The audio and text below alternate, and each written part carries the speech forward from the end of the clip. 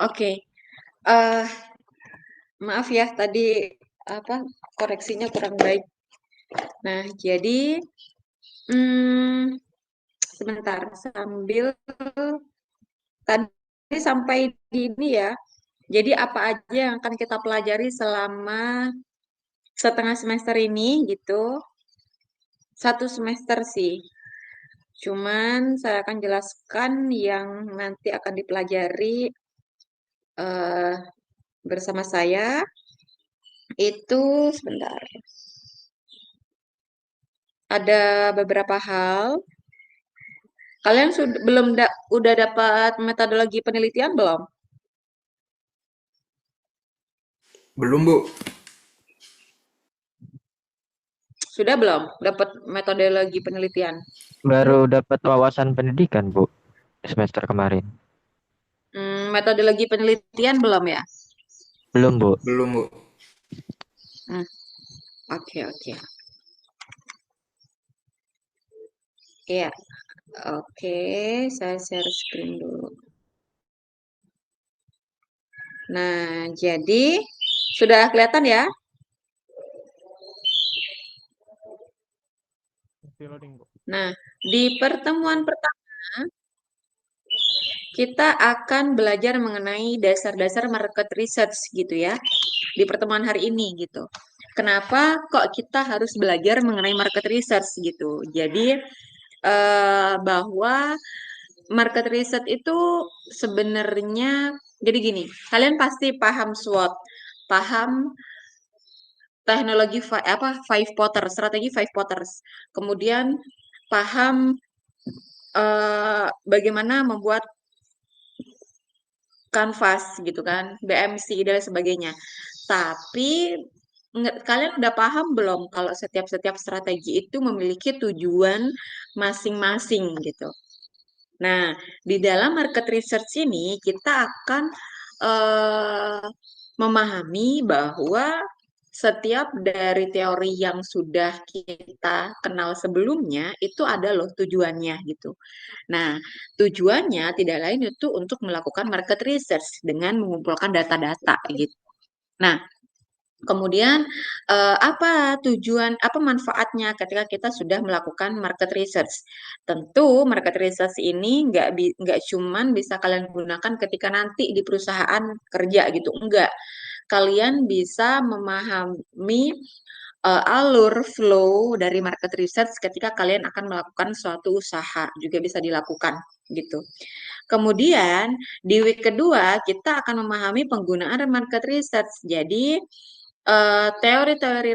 teori-teori seperti TAM, SOM itu bagaimana perhitungan market size, bagaimana sih market size itu dihitung gitu ya, didapatkan datanya dari mana gitu misalkan. Kemudian seharusnya dengan eh, market size sebesar ini berapa persen yang bisa kita raih misalnya seperti itu. Kemudian di week ketiga kita akan mempelajari mengenai dasar-dasar market research. Jadi ada langkah-langkah di dalam langkah-langkah melakukan market research itu, maka kalian seperti biasa ya dibagi ke dalam kelompok. Satu kelompok terdiri dari 3 sampai 4 orang gitu ya. Kemudian di dalam setiap langkah-langkah ini, maka kalian harus, misalkan langkah satu apa nih, identifying the permasalahan yang ada, misalkan. Maka kalian saat itu juga harus mengidentifikasi permasalahan yang ada gitu. Kemudian dicatat apa. Nah, pengembangannya baru dilakukan secara berkelompok gitu. Yang penting intinya, jadi kita langsung dijelaskan dan langsung kalian tulis gitu. Kemudian apa yang akan dilakukan di dalam kelompok tersebut gitu. Kemudian week keempat itu data. Jadi karena kalian belum mendapatkan metodologi penelitian, maka saya akan menjelaskan mengenai data, jenis-jenis data. Kemudian bagaimana mengumpulkan data. Ada teknik pengambilan data, probability sampling, ada non probability sampling yang bisa kalian gunakan nanti ketika skripsi. gitu. Kemudian yang kelima adalah qualitative research. Jadi bagaimana sih kita melakukan qualitative research? Which is qualitative research itu adalah bukan menggunakan kuesioner ya, tapi observasi secara langsung menggunakan item pertanyaan, bukan item pernyataan ya. Kemudian salah satunya em, kegiatan yang apa pengumpulan aktivitas pengumpulan data kualitatif research itu ada FGD atau focus group discussion gitu. Kemudian yang ketujuh ada deep interview. Nah, minggu ke-8 ini adalah kalian melakukan UTS gitu. Nah, seperti biasa, maka UTS-nya akan dilakukan secara PJBL gitu ya. Jadi nanti luarannya adalah bagaimana kalian membuat suatu research based on kualitatif data gitu. Jadi akhirnya luarannya outputnya itu adalah paper gitu ya. Paper berdasarkan dari apa yang sudah studi lapangan yang sudah kalian lakukan gitu. Nah, dari sini ada yang ingin ditanyakan terlebih dahulu? Belum ada, Bu. Belum?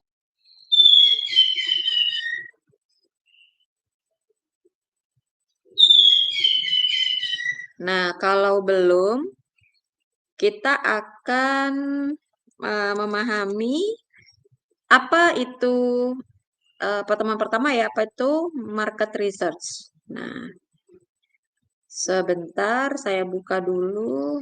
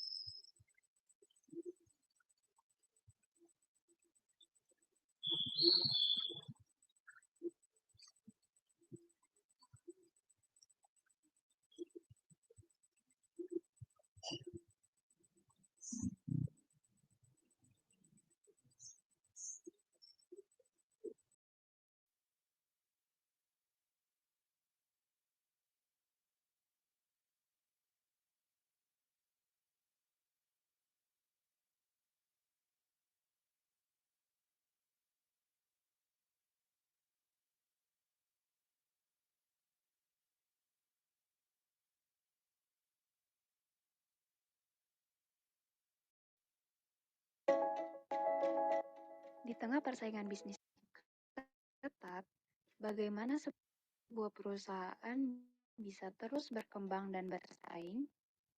Jawabannya adalah dengan memilih pasar. Riset pasar tidak hanya tentang mengumpulkan data, tetapi juga menerjemahkan data tersebut menjadi wawasan yang membantu pengambilan keputusan bisnis yang lebih baik. Riset pasar adalah jembatan yang menghubungkan perusahaan dengan pasarnya melalui pengumpulan informasi yang relevan. Data yang dihasilkan bisa membantu mengidentifikasi peluang baru, menilai efektivitas strategi pemasaran, dan juga menyesuaikan produk atau layanan sesuai kebutuhan pasar yang berubah-ubah. Dengan riset pasar yang akurat, perusahaan dapat mengurangi risiko dalam pengambilan keputusan strategis mereka. Misalnya, keputusan harga yang lebih tepat, promosi yang lebih efektif, dan pengembangan produk yang relevan bisa digali berdasarkan preferensi konsumen yang dilakukan melalui riset pasar. Selain itu, riset pasar memberikan pemahaman mendalam tentang tren konsumen, perilaku pembelian, dan juga faktor eksternal, seperti kondisi ekonomi dan juga persaingan. Dengan data ini, perusahaan bisa lebih cepat beradaptasi dengan perubahan pasar, serta menjaga posisinya di tengah kompetisi pasar. Jadi, apakah Anda ingin membuat keputusan bisnis yang lebih baik? Riset pasar adalah kuncinya. Dengan memahami pasar secara mendalam, perusahaan Anda akan selalu berada di jalur yang tepat untuk meraih kesuksesan.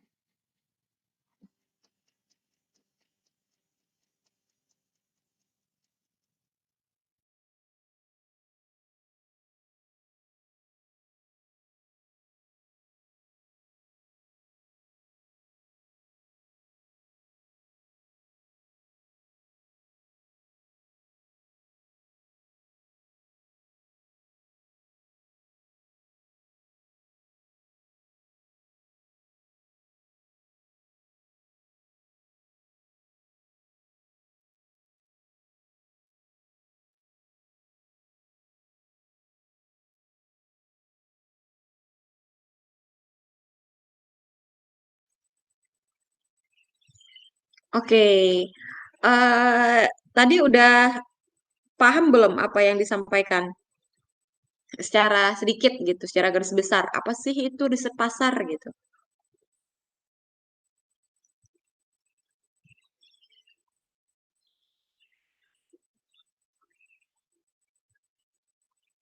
Ya, silakan Virgi. Kalau dari video yang tadi saya lihat ya Bu, kalau riset pasar itu kan kita biasanya ngasih taunya itu kayak ngumpulin data-data yang ada di pasar ya. Misal dari cara wawancara ataupun nanya-nanya lah ke pedagang. Misalkan perilaku pembelinya itu gimana. Tapi kalau riset pasar itu juga kita perlu eh, ngakalin lah data yang dipakai itu gimana bisa digunakan untuk keuntungan produk-produk kita. Misalkan pembeliannya nanti dikasih produknya yang lebih efektif itu gimana diskonnya ataupun promosinya biasanya gimana kalau misalkan kalangan pembelinya tuh kayak gimana gitu. Iya, betul sih. Betul-betul yang disampaikan oleh Virgi. Nah, jadi itu nanti yang akan kita lakukan gitu. Bagaimana misalkan ketika kita ingin meningkatkan, misalkan kita menganalisis tentang atmosfer suatu toko offline misalkan. Kemudian kita kan melakukan observasi langsung di situ. Kok misalkan eh, perusahaan-perusahaan yang kayak Miniso, terus Usupso, kemudian apa tuh namanya? Oh, Sam itu vibes-nya itu kayak sama tapi ada bedanya gitu. Nah, itu bagaimana kalian melihat gitu ya atmosfernya itu bagaimana? Atmosfer ruangan kan mm, bisa diukur dari misalkan jenis lighting, tata letak ruangan, merchandiser dan lain sebagainya gitu ya. Nah, kemudian hal ini akan berpengaruh ke jumlah kunjungan.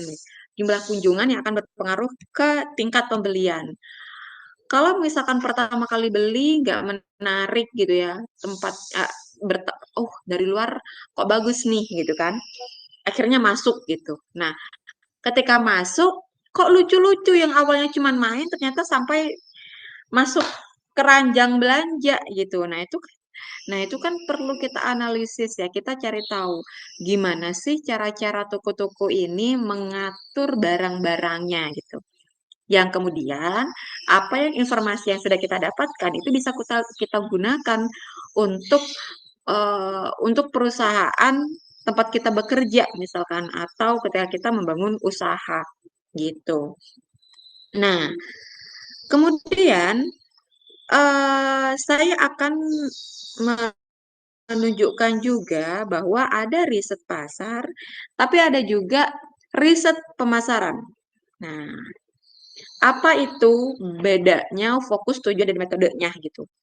Nah, kalau riset pasar itu secara definisi, kalau riset pasar itu seperti yang disampaikan oleh Firjawan, bahwa kita melakukan pengumpulan data.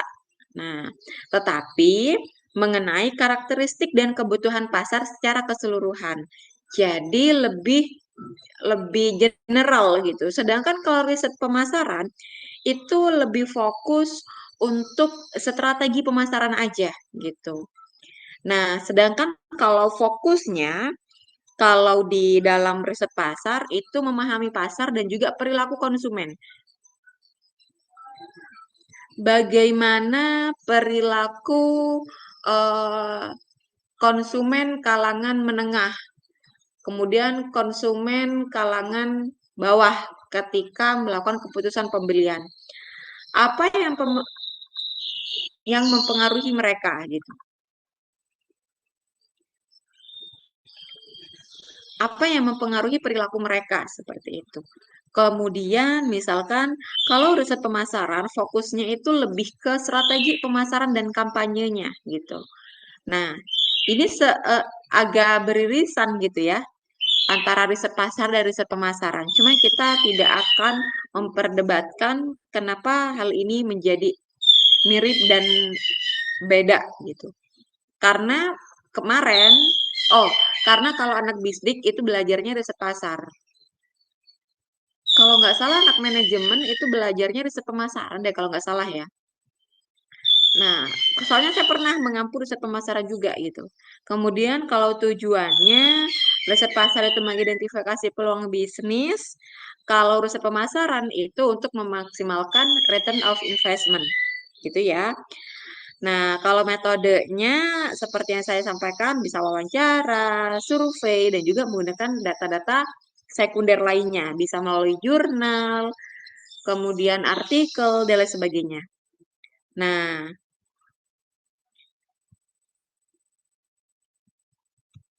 kemudian saya punya kuis sis ya.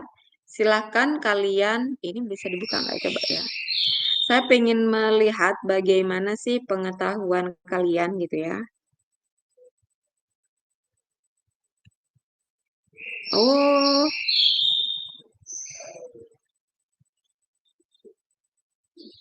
nah, jadi ini ini langsung aja ya dijawab ya. Tapi gimana? Bentar-bentar, apa sudah dibikin ini? Oh, ada di LMS. Oke. Nah, yaudah kita nggak usah prioritas aja. Nah, jadi selama satu semester ini kita secara garis besar akan memahami hal itu, gitu ya. Nah, yang akan dilakukan secara berkelompok. Ini total ada 35 ya, Faisal? 37 Ibu. Hah? 37. Oh, 37. 37. Berarti ada yang 5, ada yang 6 ya. Berarti jadi 7 kelompok. Ya. Ya udah, berarti ada yang 5, ada yang 6 kelompok ya. Seperti biasa, Faisal nanti di-spin. Ya. Nah, untuk pertemuan seperti biasa, nanti masuk di kelas GCR. Di kelas, di ini yang sama, biar tidak pindah-pindah ya. Kalian kelas apa B ya? Ya, nanti akan saya kasih nama.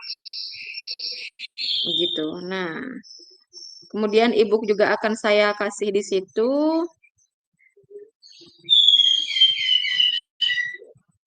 Nah, untuk pertemuan pertama kita cukupkan dulu ya. Nah, nanti untuk jadi nanti kalian akan lebih banyak langsung praktek ya. Nah, kita tidak akan banyak cerita tentang materi gitu, tapi lebih banyak untuk prakteknya. Oke, teman-teman. Kalian lebih memilih untuk online atau offline? Mungkin kalau puasa online Bu. Nanti kalau Offline, Bu. Setuju Offline. semuanya online? Setuju, Bu. Setuju. Setuju, Bu. Hybrid, Bu. Oke.